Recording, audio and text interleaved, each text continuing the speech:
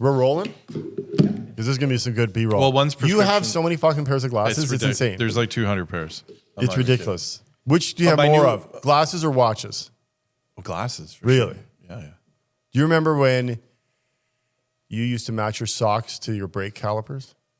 No, that's not true. You're a liar. You did a That's- post. No. You had green calipers on your Lambo. I think. Never had Something. green, no. I remember just thinking, I wouldn't have made this up. One day, your socks matched your brake. Am I saying that right? The calipers? The grip part? Yeah. They're calipers. Right. No chance I matched them. 100%. How could I possibly make this up? It's not real, man.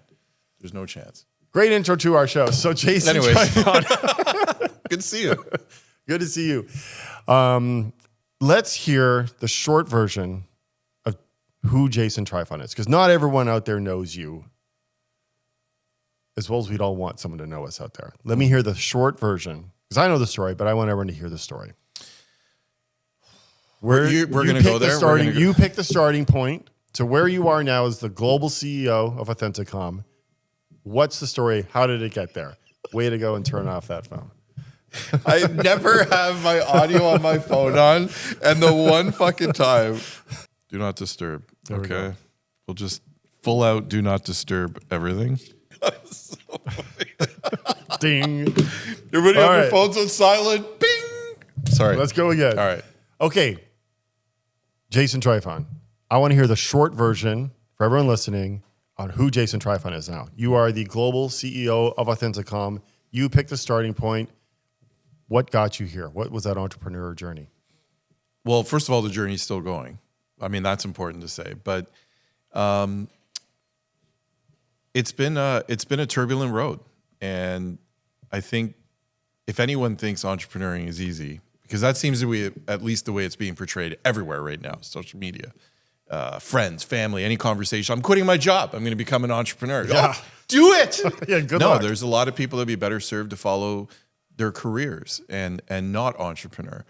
But the journey started in this industry in automotive about 2+ decades ago, where I was carrying a bag for what is now CDK, interestingly enough, and selling dealer management systems to the industry. And as I was doing that, I made some amazing relationships at the dealership level. But what it did is it gave me the opportunity to learn the industry front to back, right? Whether it was speaking with a mechanic in a dealership or a service manager or an owner, a dealer principal, general manager, GSM, whoever, I started learning the entire environment.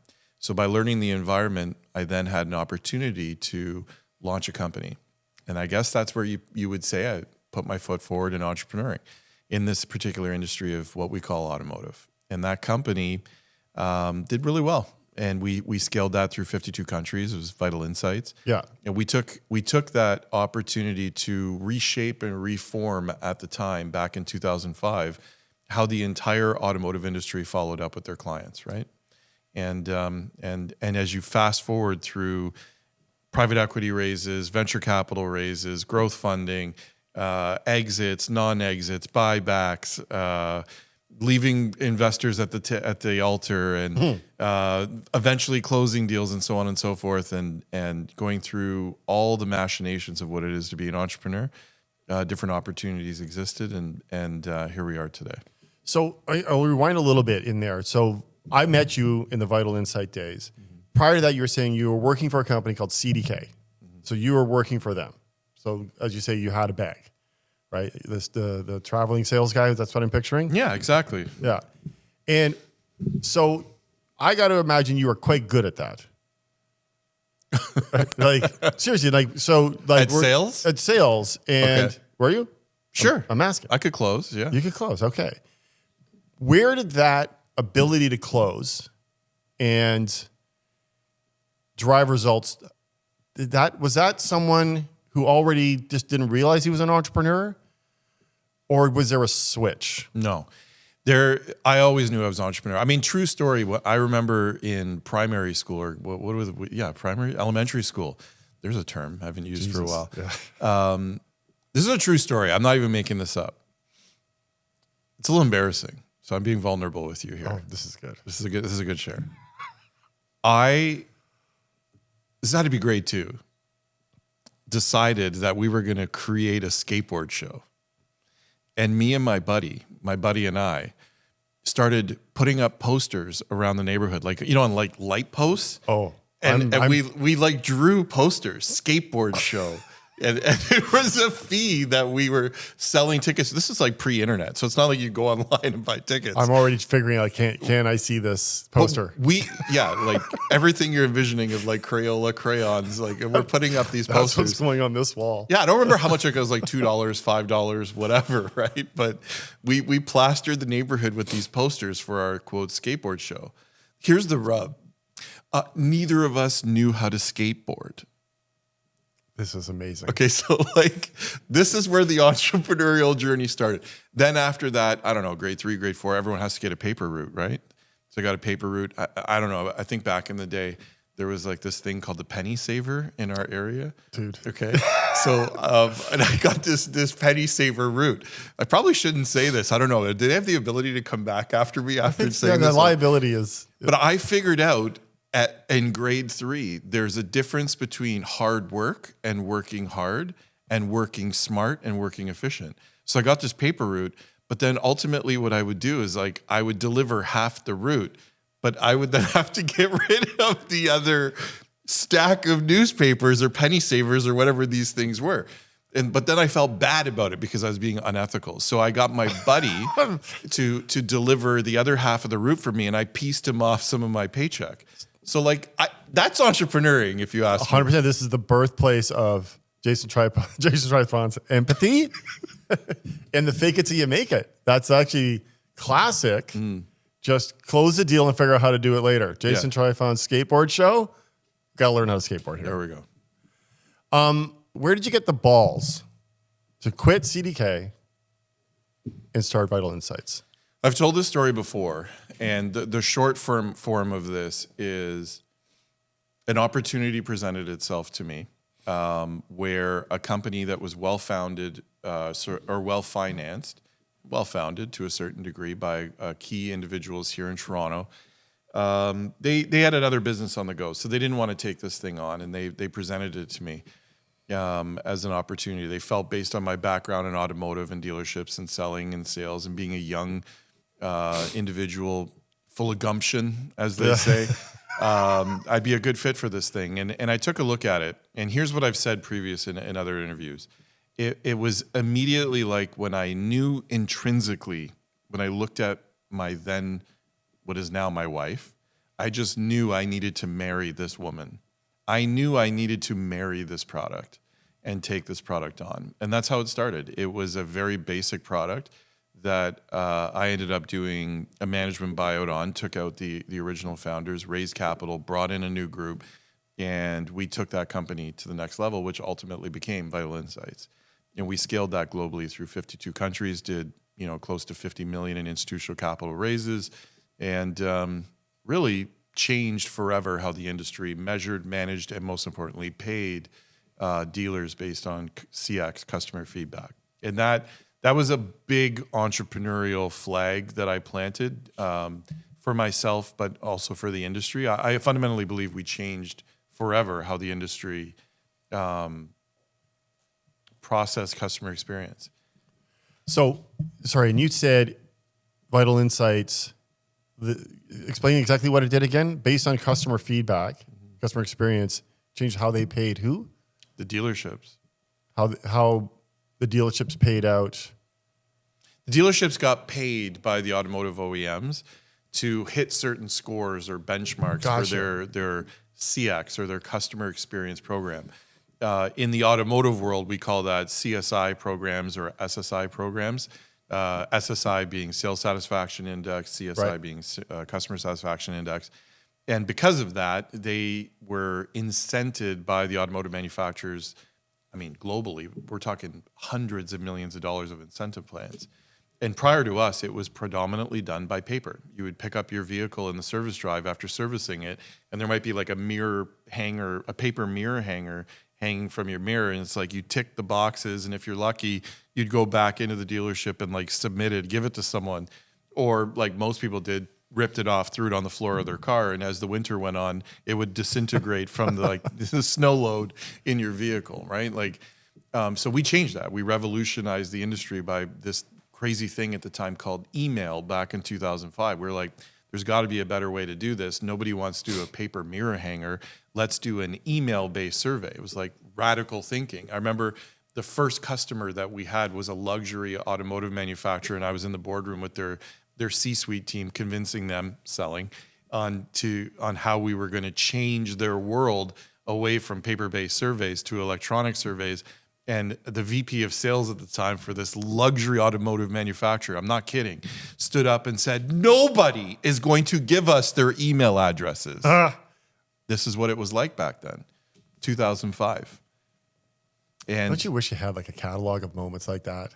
I'll never forget it. Yeah. And there's like, so many. It was a real it was a real Yeah. fear. They were like, and back then they were conceptualizing, can we pay people to give us their email address? Maybe we should incent the customer $1. We'll give you $5, a cup of coffee, whatever the case may be, in exchange for an email address, because they were so terrified that the community or the customer base would just withhold that. Now, obviously, it's commonplace, and we proved that out over time. But that company went stratospheric in the midst of other companies that we competed. I mean, we're talking the Medallias of the world, the Qualtrics of the world. These are major corporations that we were competing with at that time. They were my competition. And we did well. And we scaled that business through 52 countries and ultimately exited it. 52 countries is incredible. Mm-hmm. I've never even been part of anything that was in 52 countries. That's absolutely amazing. I wonder, do you have any or remember any data on the top of funnel volume increase of the difference between an email and that piece of paper hanging from the rearview mirror? Like that must have been just a stratospheric increase in the amount of data that you would get back. I really don't remember specific factoids, but I do remember the thought of the question being posed in the boardroom of someone saying, are people going to give us their email addresses? That was a very real thing back then.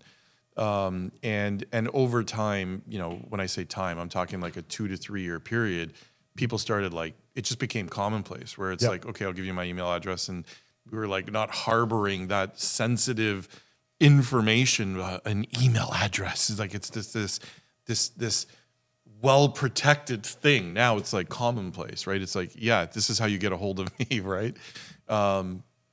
And it changed. It just went white hot within a 24-month period, I would say, where it just became commonplace. And when that became commonplace / mainstream, it was like, all right, we're off to the races. And we capitalized that as a company and forever changed the industry. And I think from an entrepreneurial journey perspective, what that did is it gave me globalization expertise and pedigree in relation to being a founder or a startup-y that took a company from an idea or a concept where I looked at it and said, wow, it's akin to looking at my wife for the first time, where it's not that I want to own it or her, but like, I have to marry this woman. It was the same. It was, I have to marry this product. I felt it. And that globalization pedigree gave me the ability for the next foray, once we exited that company, is to go effectively work for my competitor, who also was owned by a private equity company. And proverbially, they said to me, do you want to come fix what you broke for 10 years, right? And competing against them. And at the time, that was a very emotional decision. It was like, okay, I'm going to go work for my competitor. And we went and did that. And they had this broken asset because they were competing against us, right? So this is post Vital Insights. Yeah. And what was that competitor? iSky. iSky. Mm-hmm. Which is a great story because we just recently purchased the remaining assets of iSky recently at Athenacom here. But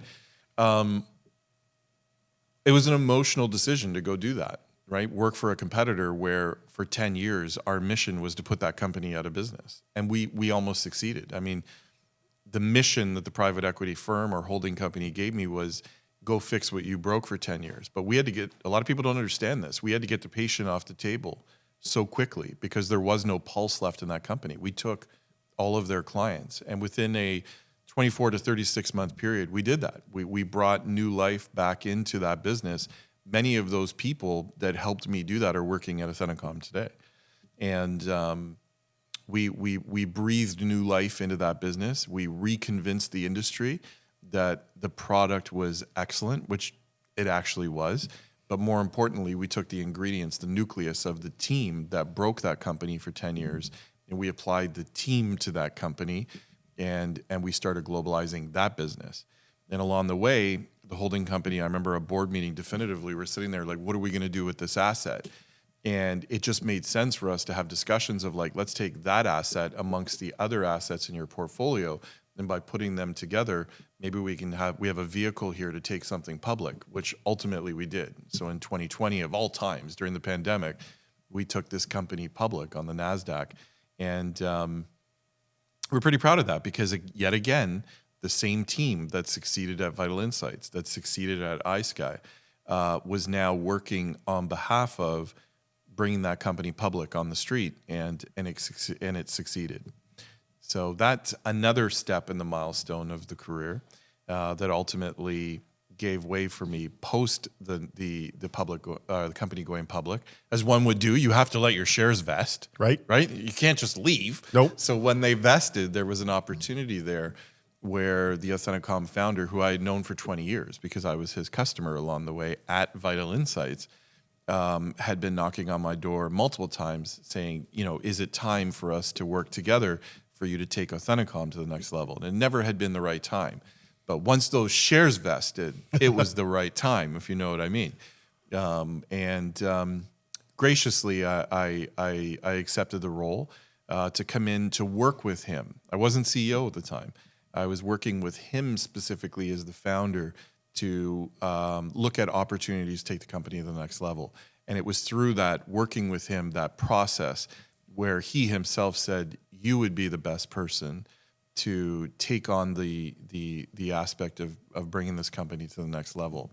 And we've succeeded in doing that in a very short period of time. It's been 2+ years now. The company's on a rocket ship.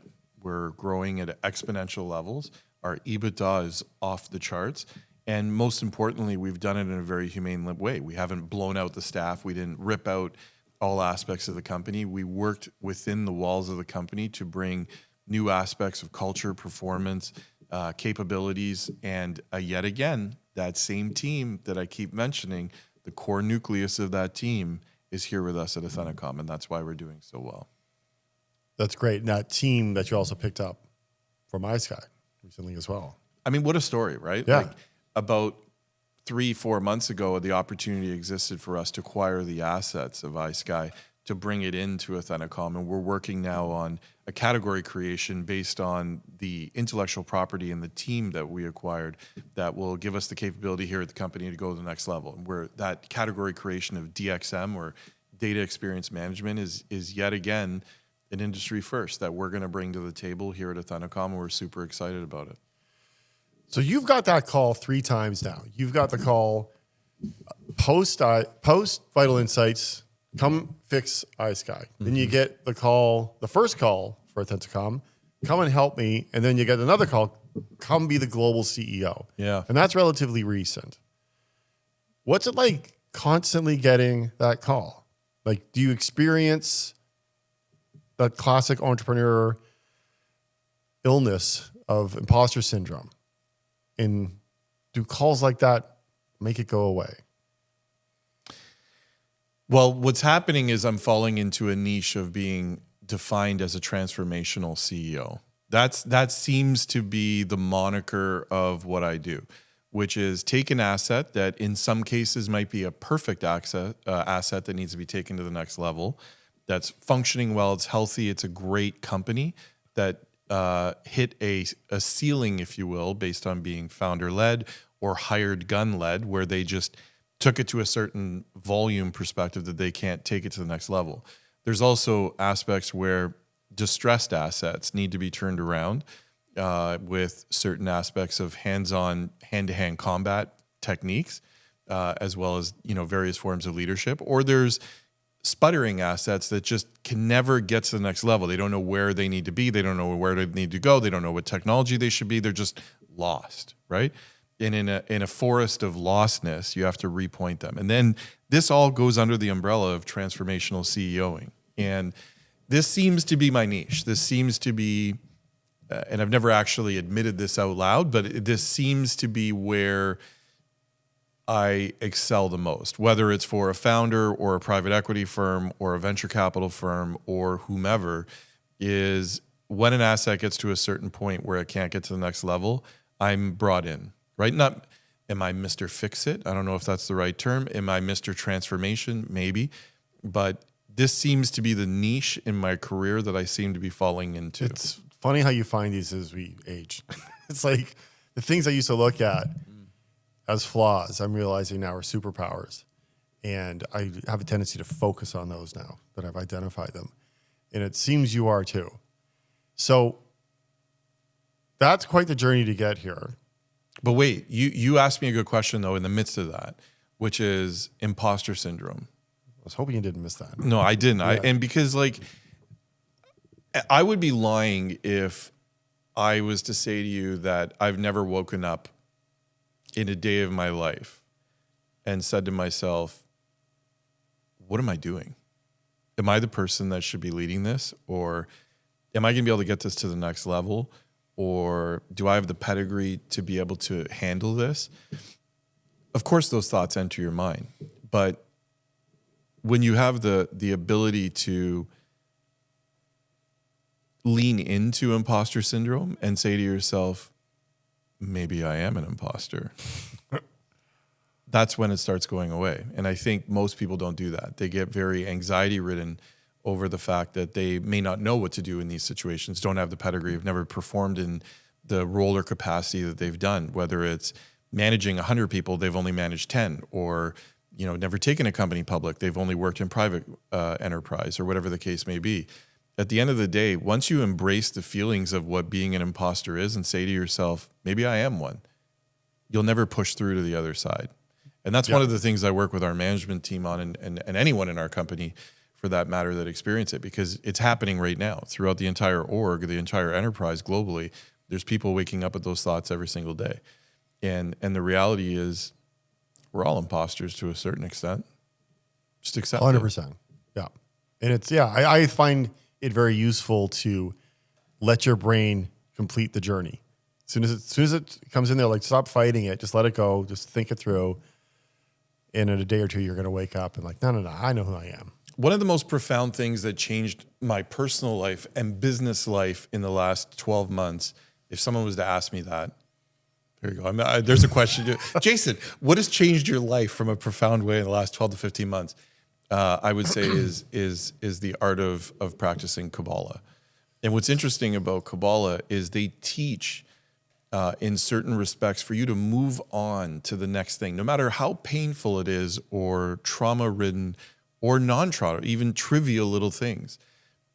Your ability to lean into something, to say, I'm okay with this, I accept it, is the ability for you to move on to the next step. And when you start doing that with conversations in the boardroom or decision-making that you need to make or imposter syndrome feelings or my wife didn't say she loves me when she went to sleep last night and that hurt, whatever the case may be, until you actually sit there and say to yourself, I'm okay with this, you're never going to get to the other side of it. It's just going to linger and be constant trauma knifing you along the way. Let yourself feel things. Absolutely. Yeah. And I think that's where, from a business perspective, executives, for the most part, need to lean into this stuff. 100% agree. 100% agree. I'm glad we're on the same page. Yeah. So now you sound well-armed. This journey is a freight train. Mm-hmm. You're the global CEO of Authenticom. What does 2026 look like? What are you most excited about? What challenges you think are coming? Let's get into that. 2026 is it's a very interesting year for us fiscally, because we're in February right now and we've basically made our number for the year already, which is super rare. This is from a revenue perspective, we sat down and we follow certain things as an executive team. We set North Stars, and North Stars then have sub-stars, and this gives us the alignment that we're following for our fiscal year. And as we set these back in Q3 going into Q4, we had no ability or foresight to understand what our revenue potential was really going to grow into and how fast. And we've done it. We forecasted a number and we've already hit the number. So 2 months into the year, I'm reforecasting for the organization for what our new number is going to be. Now, the cool thing about this, and a very interesting perspective that someone might take, like a board of directors for it, they might be like, wow, you are the best sandbagger ever as a CEO with the fiscal budget, which I didn't sandbag the budget. It's just the performance of the company and how well we've created opportunity for ourselves and how we've been delivering. And it's resulted in a significant amount of organic revenue growth for the company at monumental percentages, right? And we're very, very fortunate. And it's given us the ability now to recast, like I said, the budget and look at new opportunities for acquisition, revenue growth, things like that, that can take us to the next level, not only for 26, but also 27 and beyond. And we're in the midst of doing that now. So what does 26 look like? I would define it as organized chaos that we've created based on the success of what we're doing. Chaos doesn't have to be a detrimental word at all. No. Chaos can mean great things, but it has to be organized. Because when it's not organized and it's out of control, that's a different form of chaos. You certainly don't want that within your business. Especially alongside a recast that you like what's the scrutiny on the recast? Like, does the board look at the recast and say, like, are they going to be looking you to challenge yourself? Because now it's kind of like, you can do whatever I want. For the record, I didn't sandbag the budget. I know, right? I know. But like, you guys crushed it. But now the recast is like, okay, are you going to challenge yourself to, like, is the move, I'm going to set something that I don't hit? No, I think they have implicit trust in what we're all doing as an organization and the team we've put together and continue to bring into this thing. And what they're patiently waiting for is based on the recast of, like, what's next? How far can we push the needle on this thing? How wide can we spread our wings in terms of growth that this company has never experienced before? There was a period of time in the first 10 years of the company's life where our founder, Steve, did just a monumental job taking this from the cradle right through to adulthood of the business, if you will, from a business maturity perspective. And they killed it, just absolutely killed it. And the scale that they were achieving was very similar to what we're doing now. But cyclically, what goes up must come down, right? And that down for the company was quite a long time. We're talking half a decade plus, where we've now in a very short period of time springboarded it back up. But I think seeing how quickly we've transitioned the business and springboarded it, it's given the board the confidence to say, okay, we've got the right team, we've got the right processes, we've got the right customer base. Everything is aligned right now for us to really knock this thing out of the park, and so far we are. So, and you think the growth will come from expansion of the customers or expansion from existing customers on further adoption and subscription to more of the platform? There's three primary growth vectors for 2026 that we as an organization have and are executing against now. Number one would be global expansion. So there's a tremendous amount of opportunity beyond just what we do in North America. Like, we're absolutely killing it in North America in terms of our performance and our growth and how we're expanding ourselves. But from an international expansion perspective, what we do here in North America doesn't necessarily exist in Europe. Europe, from an automotive perspective, is hyper fragmented compared to North America. So, for example, I don't know, we have 18,000 dealerships in North America per se. There's 22,000 car dealerships in Germany alone, right? Wow. Yeah. A lot of people don't know that about our industry. So when you have that type of fragmentation overseas that exists and huge quantities of dealerships and dealer networks under their national motor sales companies like Toyota Europe, Honda Europe, Mercedes Europe, et cetera, and no one to do what we do at Athenacom, there's a lot of opportunity there from an addressable market perspective. So for us, that's a major growth vector for 26. We're going to bring ourselves overseas and take hold of some of that opportunity and start building our way into what we've done in North America to be a market leader there. The second growth vector would be mergers and acquisitions. So from an M&A perspective, there is a significant number of opportunities that exist for us right now. both people plays, but development plays or intellectual property plays that we could plug into the business. And the third growth vector for us is continuing to dominate on our share of wallet. So organic expansion, right? Expanding our existing footprint within our client base. Like right now, the metric that every private equity firm uses or sophisticated board uses, NRR, net revenue retention, right? NRR percentages basically tell the story of how well you sell into your client base and how you expand your revenue footprint within your existing clients. We're running at a 115% NRR right now, which is very, very good and strong, but we have miles of room to go.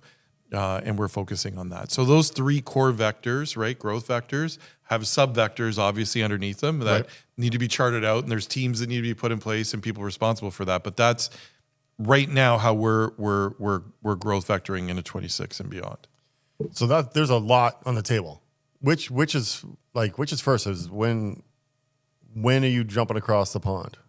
You guys have targets? There is no first. It's There's no all first. consecutively going on at the same time. The organized chaos. That's the secret sauce. Yes. That's how we get this thing to expand and grow at the levels that we do. I mean, that's an exciting year coming up. What's the thing that makes you gulp or not sleep at night? Like, which one of those has the biggest potential for a trip? People. The people. Okay. I don't lie awake at night. I think a lot of people, based on the industry that we're in, right? Data syndication, would think that I lay awake at night thinking about our servers and our infrastructure and compliance. I sleep like a baby with that stuff. What I lay awake at night about as, quote, a CEO is our people that are responsible for everything that we're setting out to do. It's a lot. We like to have fun. We certainly work hard, play hard. But I worry about our marketing team and are they going to just burn out and be less creative? I worry about our COO and what he's worrying about at night and how many hats he's wearing. And I worry about our CTO and I worry about our VP of client success and what she's working with the clients. And we have, although we're a global company, we're building into being a global company and we're expanding at levels that we are. The team that we have is fragile. And it's fragile not because they don't have pedigree in what they do. They're excellent at what they do. It's just we put a lot on their shoulders. And the easy thing to do would be like, well, Jay, solve your fears. Just go hire more people. There's art and science to that. New people being brought in. There's timing. There's your recruitment has to be perfection in terms of who you're bringing into the environment and what are they bringing into the environment. What's their baggage? What's their PTSD? What's their imposter syndromes that they're going through with? How can they execute? So it's a precision art to building a company on the trajectory that we're building at right now so that you just don't blow the entire thing up by casting a wide net, bringing bad people into the business, investing in them, training them, getting them up to speed, and then having to fire them and bringing in new people. Or worse, they quit because they don't feel that they're up to the task and so on and so forth. So these are the things that I awake at. And it's more about the people side of things than the technology. So with global expansion, empowering teams, goals for 2026, a lot of that can be accomplished with big M&A strikes. Have you identified any opportunities which can put you over the pond, put you on the path of the goals, and get a new aligned team? Build versus buy is the ever-ending question that exists for any CEO or entrepreneur, which is the time-space continuum is a real thing. How fast can I get from point A to point B? And most importantly, how can I do it without burning up in the atmosphere, right? So when you go into warp drive, like remember Star Wars, all the lights and whatever. When you go into warp drive like that, if you find yourself 1 degree off course, you're ending up in a totally different solar system, right? Whereas people might think 1 degree, that's not a big deal. The same exists in real life when you're building a company at scale. When you're in that warp drive, you plug in the wrong person at the wrong time and everything that can come from it, and it'll set you off course by 1 degree. You miss your mark. you're completely gone. You've probably experienced it on some of your own ventures, right? So that's the key is how to keep us on course for what we're destined for while not burning up in the atmosphere, right? And it's a delicate walk. I think for us as a company, we're doing a tremendous job in doing that. And some of that is equal parts hard work and sweat equity and elbow grease.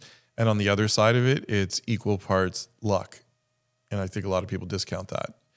There's a big aspect to luck when you're entrepreneuring, just for what it's worth. Huge part of it. And a lot of entrepreneurs I find have trouble admitting how much luck is a part of success because they feel it takes something away from them.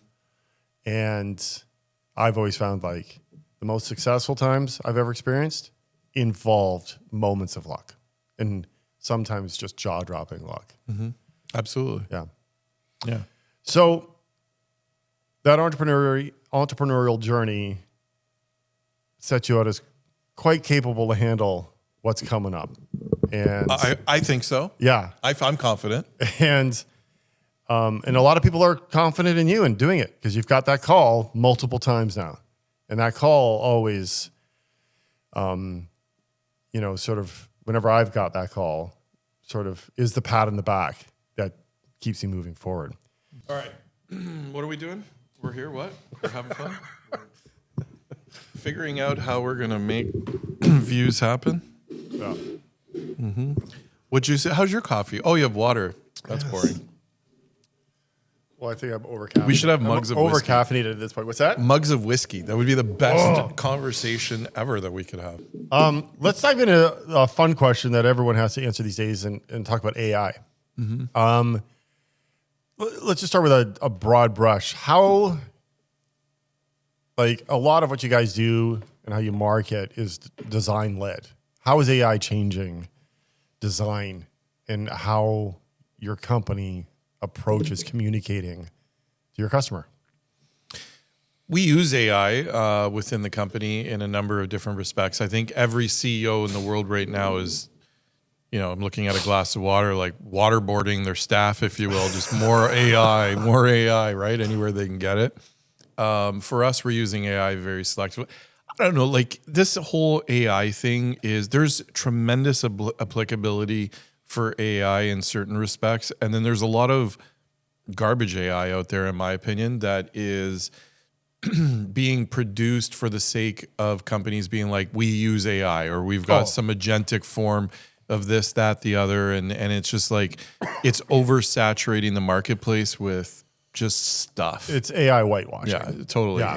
And for us, we use it very sparsely throughout what we do. And I think it's giving us the capability based on the way that we're using it to take our business to the next level for our customers from a dimensional data perspective in terms of how people are understanding data that they're moving, or from a reporting perspective, how data is being, data cubes are being rotated for organizations to understand deep level data that their human brain wouldn't be able to get to per se.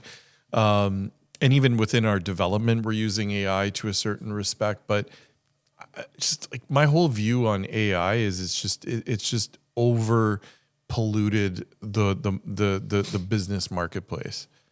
I totally agree. And I think there's just a lot of noise, but I think when you spend the time to cut through the noise, there's value in there. And I'm sure you agree on that. Sure. And I've heard you say before that the auto industry is ironically or oddly slow to adopt technology. Do you see that changing with just the inevitability of AI? How, like this is like Authenticom powers the auto industry. The car is the final destination in this whole journey. How do you see AI improving the consumer auto experience? AI is, outside of like the concept and practicality of self-driving cars, right? Right. I think where our industry as a whole can leverage AI better is more at the OEM level for purchasing decisions, for feature function decisions, for reporting analysis based on what I would call TRED Act reporting. So TRED Act is a governmental required process in the United States of America for repeat issues that are happening with vehicles, right? So for the sake of recall purposes, right? So like there's tremendous use cases for AI within our automotive vertical, both at the consumer facing level, but more importantly, behind the scenes that can take the business to the next level. My point about automotive, though, just to unpack this a little bit and specify it, isn't so much that the industry as a whole or the vertical as a whole is slow to uptake change. I think automotive, for most regards, people from an outward perspective would look at it and be like, wow, this is an ever-changing industry. Things are moving 100 miles an hour. Within any industry, but our industry specifically, there's always going to be early adopters and then laggards and, slow uptake, slow adopters, et cetera. I think generally speaking, as a whole, the vertical is slow to adopt processing or changes that will forever transform the industry. I mean, the entire art of a dealership in a retail environment, for the most part, is very unorthodox comparative to what's taking place in the world today. It's a bricks and mortar environment. Some have nail salons in them. Some have, personal massage for relaxation. Some have meditation rooms. Some have golf simulators. You name it. It's in this physical building where you bring a vehicle for the art of it to have your lube oil filter done. And they're trying to compete with your attention to keep you in the environment, or even just purchasing in general. The art of like leaving your house after feeding your family to go to a dealership, this bricks and mortar mall, if you will, to purchase a vehicle. It's very unorthodox in the way that the world shops today. Most of the time, people are like booting up their laptop, and if a delivery can't happen within 24 hours, it's non-prime. Oh, that's just not good enough for me. I've done that so many times per week. I sit there and go, "This is bullshit. I'm not buying this. It's not going to be here tomorrow at 4 a.m." But yet we purchase vehicles in this manner, and I think the vertical, for example, I'm not saying dealers need to go. I love dealers. Dealers are the lifeblood of our business here at Athenacom too. But I think adaptation of that model the world has passed from the way that the world has progressed in terms of the industry making the changes. It's just one example. I think there's radical change that is going to be coming to the dealership, the automotive retail environment that's going to propel the industry forward. And there's just so many other instances of this where the industry has fallen behind. Or on the flip side of it, there's been sides of the industry where it moves so quickly, and then they have to like pick up the pieces and change. I mean, the recent EV whole thing around electric vehicles, as an example, is a great indicator to that. We plowed forward with emissions and the focus and everything related to electric vehicles. The problem is we didn't look at what does the market want. The market, for the most part, doesn't want EVs. And we're seeing that now. And then there's adaptation that's happening now where we're back walking the entire model because of what, frankly, the market wants or needs. And I found that very, very interesting as an indicator for how fast the industry moved in that particular regard. But in all the other regards of the industry, it moves slow. So that's really interesting because on one hand, you've got this sort of inevitability of AI probably just bringing in efficiencies and understandings of, sales processes and flow within dealership environments. But at the same time, the thing that's bringing them in there is analog stuff. Yeah. It's golf simulators and nail salons and tactile things that they can touch. And I firmly believe that that's sort of the basis of human enjoyment. I'm not sure we'll ever have an AI that replicates that. But I don't know. Is there a machine that's doing your nails for you while you sit at the nail salon? Maybe. I don't know if I want that. I agree. Yeah, I think it's the person sort of interactions is what's really counts. So maybe that's the right question. Like, do you see sort of the readaptation of analog features or characteristics helping the auto industry in 2026?